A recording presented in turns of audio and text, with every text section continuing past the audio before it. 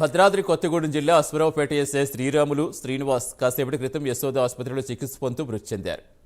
తోటి ఉద్యోగులు వేధింపులు తట్టుకోలేక గత ఆదివారం ఆత్మహత్యాయత్నం చేశాడు. మహబూబాబాద్ మార్కెట్ యార్డ్ వద్ద కలుపు మందు తాగి అపస్మారక స్థితిలోకి వెళ్లాడు. అది గమనించిన స్థానికులు హుటాహుటిని సికింద్రాబాద్లో యశోదాకు తరలించారు. అయితే ఆయన్ను చికిత్స పొందుతూ ఈరోజు మరణించారు.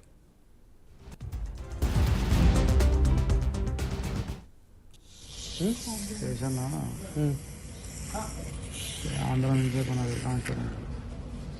ఆంధ్ర కాన్స్టిట్యూన్సీ సన్యాసి నాయుడు, శేఖర్, సుబాని, మన తెలంగాణ నుంచి శివనాగరాజు, ఒక ఉమ్మని తీసి ఉంటుంది నాగలక్ష్మి.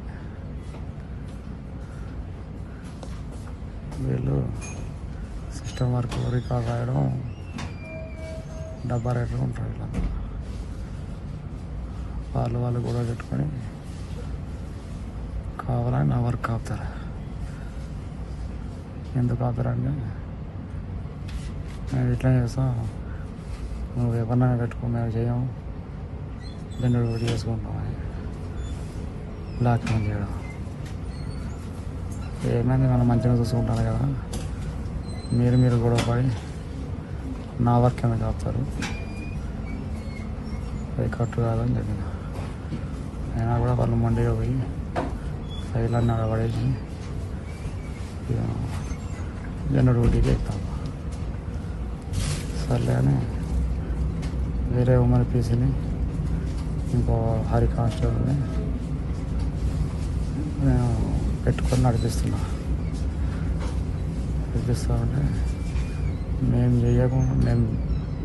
చెయ్యము, ఇంకోని చేయనియము అని వాళ్ళని కూడా తిట్టడం, హెరాస్మెంట్ చేయడం. వీళ్ళందరూ కలిసి ప్రెస్ వాళ్ళకు స్టేషన్లో జరిగేది అన్నీ ఇంటెలిజెన్స్ కానిస్టేబుల్ షరత్ ఉంటారు.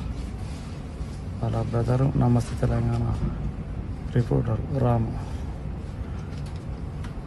షరత్ ఇంటెలిజెన్స్ కానిస్టేబుల్ షరత్ స్టేషన్లోకి వచ్చి ఈ శివనాగరాజు, సన్యాసి నాయుడు, శేఖర్ ఇలా పక్కన కూర్చొని స్టేషన్లో ఉన్న రికార్డ్స్ అన్నీ, స్టేషన్ విషయాలన్నీ ఇంటెలిజెన్స్ కానిస్టేబుల్ వాళ్ళ బ్రదర్ చెప్పి రాపిస్తారు. అవన్నీ అబద్ధాలు, కావాలని వీళ్ళే రాపిస్తారు.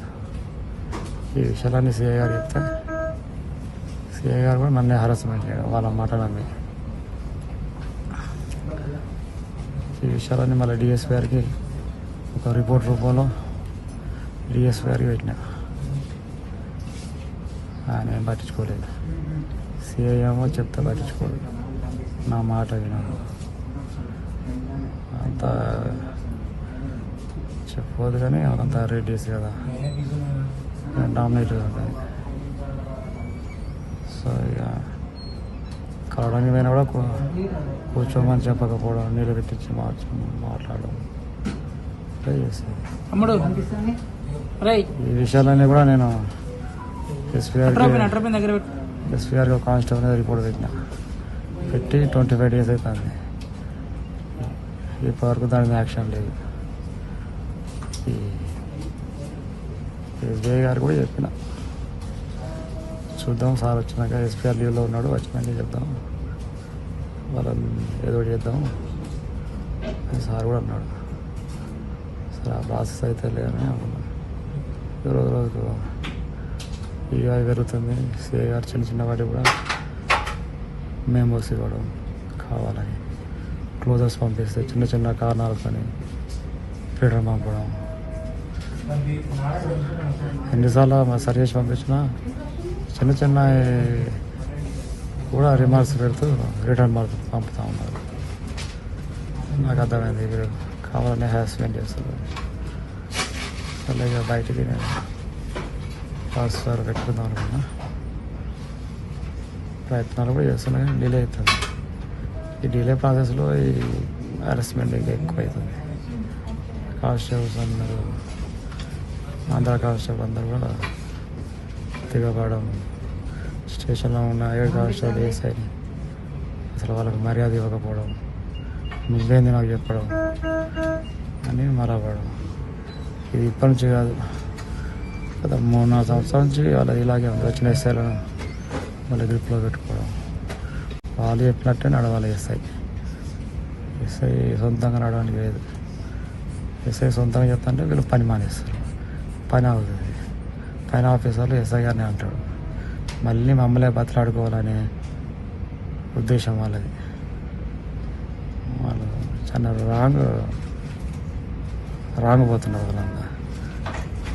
వాళ్ళకి ఇట్లా చేయడం తప్పు అంటే ఇప్పుడు ఇక నా మీద ఇట్లాంటివి చెప్పుకున్న చాలా ఉన్నాయి. కొన్ని చెప్పినా చాలా ఇది జరిగింది. ఓకేనా బస్ సినిమా అంతే, ఇంకా ఉందా? అంతే.